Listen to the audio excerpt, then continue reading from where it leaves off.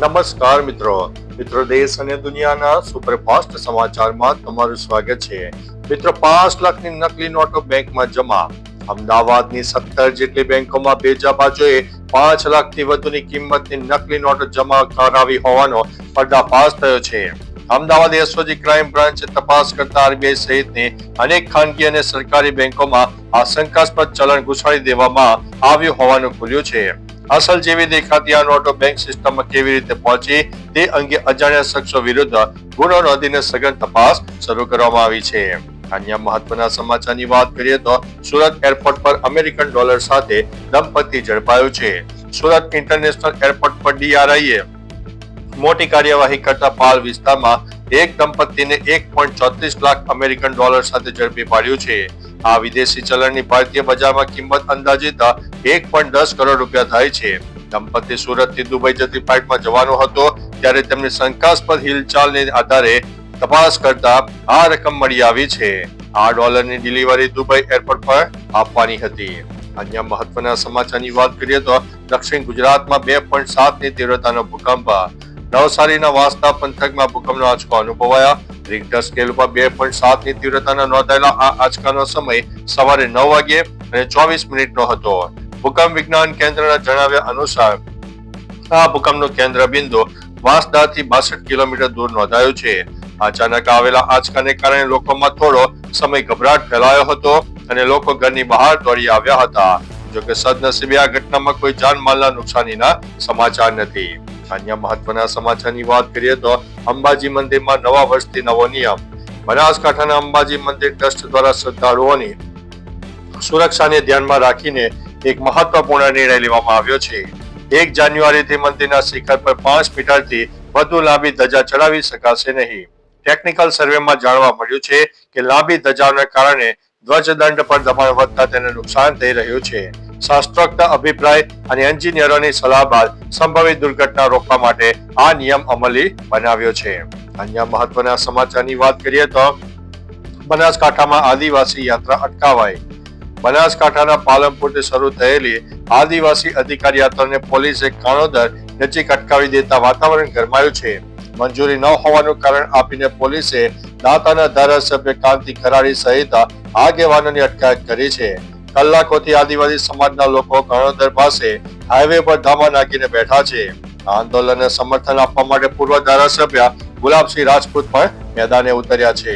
અન્ય મહત્વના સમાચારની વાત કરીએ તો દ્વારકામાં ચાંદીના રોકાણના નામે જ્વેલર્સે 400 કરોડનું ફુલેકું ફેરવી નાખ્યું। અમદાવાદના દ્વારકામાં શ્રી રામ જ્વેલર્સના માલિક અને તેમના 2 પુત્રોએ ચાંદીમાં રોકાણના નામે અંદાજિત 300 થી 400 કરોડનું ફુલેકું ફેરવી નાખ્યું છે। રોકાણકારોએ આર્થિક આકર્ષણ વળતર અને ચાંદીની ડિલિવરીની લાલચ આપીને પિતા પુત્રોએ લોકો પાસેથી કરોડો રૂપિયા પડાવ્યા હોવાનું સામે આવ્યું છે। મુખ્ય ફરિયાદી પાસેથી 81.85 લાખ રૂપિયા રોકાણકારો નાણાં પરત લેવા પહોંચ્યા ત્યાં ખબર પડી કે આખો પરિવાર દુકાન અને ઘરના તાળા મારીને ફરાર થઈ ગયો છે। અન્ય મહત્વના સમાચારની વાત કરીએ તો અમદાવાદ ટ્રાફિક પોલીસ હવે થશે હાઈટેક। અમદાવાદ ટ્રાફિક પોલીસે ફરજ વ્યવસ્થામાં પારદર્શિકતા લાવવા માટે પ્રમાણ નામની એપ્લિકેશન લોન્ચ કરી છે। આ એપ્લિકેશન પોલીસ કર્મીઓને રોલ કોલ, ડ્યુટી મેનેજમેન્ટ અને લોકેશન ટ્રેકિંગની ઓનલાઈન સુવિધા આપશે। હવે પોલીસ કર્મીઓ રજા માટે પણ ઓનલાઈન અરજી કરી શકશે। અધિકારીઓ હવે રિયલ ટાઈમ મોનિટરિંગ દ્વારા જાણી શકશે કે કયો જવાન કયા પોઈન્ટ ઉપર ફરજ બજાવી રહ્યો છે। આ ટેકનોલોજીથી શહેરની ટ્રાફિક વ્યવસ્થા વધુ સચોટ અને કાર્યક્ષમ બનનારી છે। અન્ય મહત્વના સમાચારની વાત કરીએ તો માત્ર 1499 રૂપિયામાં હવાઈ મુસાફરીની તક। એર ઇન્ડિયા એક્સપ્રેસ વે નવા વર્ષે પૂર્વે મુસાફરો માટે ધમાકેદાર પે ડે સ્કેલની જાહેરાત કરી છે। આ સેલ હેઠળ સ્થાનિક ફ્લાઇટના ભાડા માત્ર 1499 થી લઈને આંતરરાષ્ટ્રીય ફ્લાઇટના ભાડા 4499 સુધી શરૂ થાય છે। મુસાફરો 30 ડિસેમ્બર 2025 સુધી ટિકિટ બુક કરાવી શકે છે, જેનો પ્રવાસ સમયગાળો 15 જાન્યુઆરીથી 15 એપ્રિલ 2026 સુધીનો રહેશે।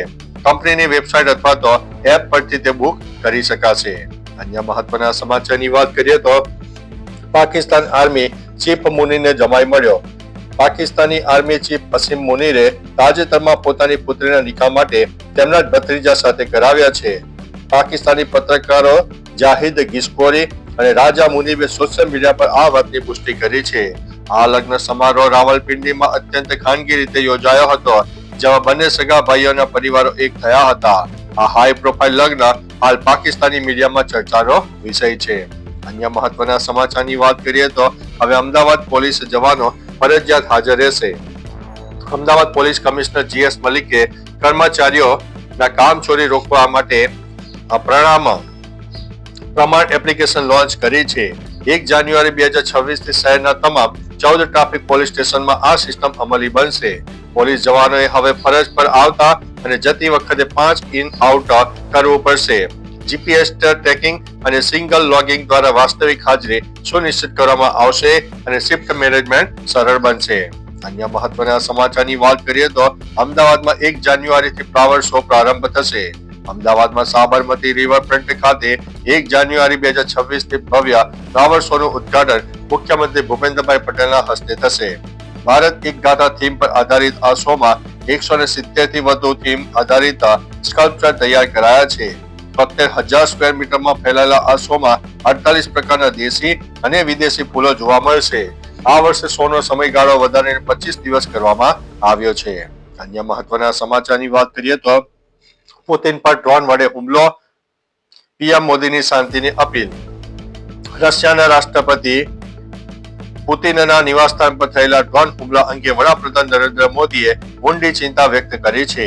પીએમ મોદીએ સ્પષ્ટ કહ્યું છે કે ધમાલો કોઈ પણ સમસ્યાનો ઉકેલ નથી. તેમણે સોશિયલ મીડિયા દ્વારા તમામ પક્ષોને દુશ્મનાવટ છોડીને રાજદ્વારી માધ્યમથી શાંતિ સ્થાપવા માટે અપીલ કરી છે. ભારત હંમેશા સંવાદ અને શાંતિનો પક્ષઘર રહ્યું છે. તેમણે ઉશ્કેરણીજનક કાર્યવાહીથી દૂર રહેવા માટે અનુરોધ કર્યો છે. અન્ય મહત્વના સમાચારની વાત કરીએ તો પાણીપુરી ખાનારા થઈ જાઓ સાવધાન. જો તમે પણ રસ્તા પર મળતી પાણીપુરી ખાવાના શોખીન છો તો સાવધાન થઈ જાઓ. એમ્સના ડોક્ટરે ચેતવણી આપી છે કે અસ્વચ્છ પાણી અને દૂષિત ખોરાકને કારણે પાણીપુરી ખાવાથી હિપેટાઇટિસ E જેવો ગંભીર રોગ થઈ શકે છે. આ વાયરલ લીવર પર સીધો હુમલો કરે છે, જેનાથી કમળો, ઉલટી અને પેટમાં દુખાવા જેવી સમસ્યાઓ થાય છે. શિયાળા અને ચોમાસા દરમિયાન હાઇજીનનો અભાવ આ જોખમને 40% સુધી વધારી દેશે. અન્ય મહત્વના સમાચારની વાત કરીએ તો સાણંદમાં પથ્થરમારો, પોલીસના દાડા ઉતર્યા. અમદાવાદના સાણંદ તાલુકાના કલાણા ગામે સોશિયલ મીડિયાની પોસ્ટના વિવાદમાં 2 જૂથો વચ્ચે જોરદાર અથડામણ થઈ. જૂની અદાવતમાં મંગળવારે સવારે ઉગ્ર પથ્થરમારો થતા ગામમાં ભરેલા અગ્નિ જેવી પરિસ્થિતિનું નિર્માણ થયું. પોલીસે તાત્કાલિક કાર્યવાહી કરીને 30 શંકાસ્પદોને રાઉન્ડ અપ કર્યા છે. પરિસ્થિતિને કાબૂમાં લેવા માટે SP સહિત પોલીસનો મોટો કાફલો તૈનાત કરાયો છે.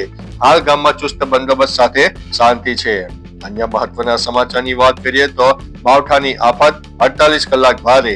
ગુજરાતમાં કડકડતી ઠંડી વચ્ચે હવામાન વિભાગે આગામી 48 કલાક માટે માવઠાની આગાહી કરી છે. વેસ્ટર્ન ડિસ્ટર્બન્સના કારણે 31 ડિસેમ્બર અને 1 જાન્યુઆરીએ કચ્છ અને ઉત્તર ગુજરાત અને સૌરાષ્ટ્રના દરિયાકાંઠે હળવો વરસાદ થઈ શકે છે. આ ધાર્યા ફેરફારથી રવિ પાક લેતા ખેડૂતોમાં ચિંતા પ્રસરી છે. માવઠા બાદ તાપમાનમાં 2 થી 3 ડિગ્રીનો ઘટાડો થતા જાન્યુઆરીની શરૂઆતમાં હાડ થીજાવતી ઠંડી પડવાની શક્યતા છે. તો ચાલો મિત્રો, ફરીથી દેશ અને દુનિયાના સુપરફાસ્ટ સમાચાર લઈને મળતા રહીશું. ત્યાં સુધી અમને રજા આપશો. નમસ્તે.